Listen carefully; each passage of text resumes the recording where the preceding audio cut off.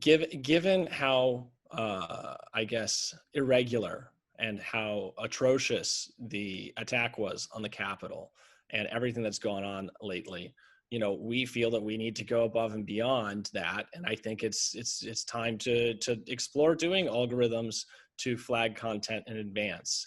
We'll still keep the idea of people are innocent before proven guilty.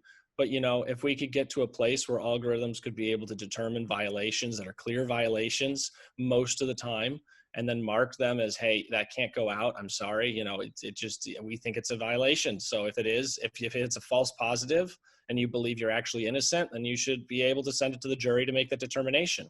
So we're trying to be more proactive about it. And we want to be very proactive about it because, these things shouldn't happen.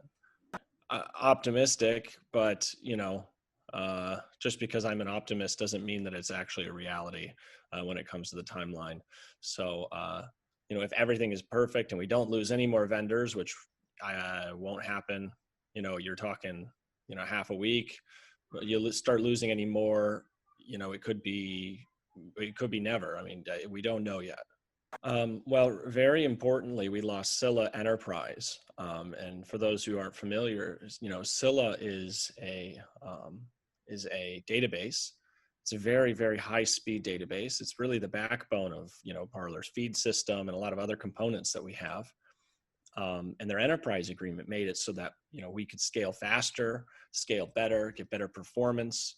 And so by losing them, that was really a big blow, because, we can't utilize those features anymore, which allowed us to grow so fast. As part of, the reason why we got to grow.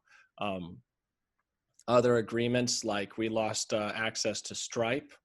So even if we were online, we can no longer process ads and have revenue. American Express said nobody can pay for anything to Parler with American Express anymore. We've had, let's see, we've had quite a lot of vendors, Twilio, so we can't send SMS, Slack, so we can no longer talk to the community jury who enforced our terms of service. So we don't have any communications with our own jurors anymore. We would contact them via email, but we don't have access to our data yet. We're trying very hard to get access to our own data. So just a lot of stories like that. And every day we wake up and we see more. So it's hard to keep track of how many people are telling us that we can no longer do business with them because of the allegations that Apple, Google, and Amazon put on to us, with the help of the press. Yeah, it is a real threat. I mean, we're going to fight and do everything possible to come back as soon as possible. And I'd like to think that's viable next week or that's viable tomorrow. But really, in order to come back quickly, the best thing that could happen to us is, we filed a request with the state to, during the lawsuit that we filed, that basically says we have to get back on Amazon because the damage of them taking us off is far beyond financial, that we cannot recover unless they put us back. And so that's the first step for us recovering, is to get back there.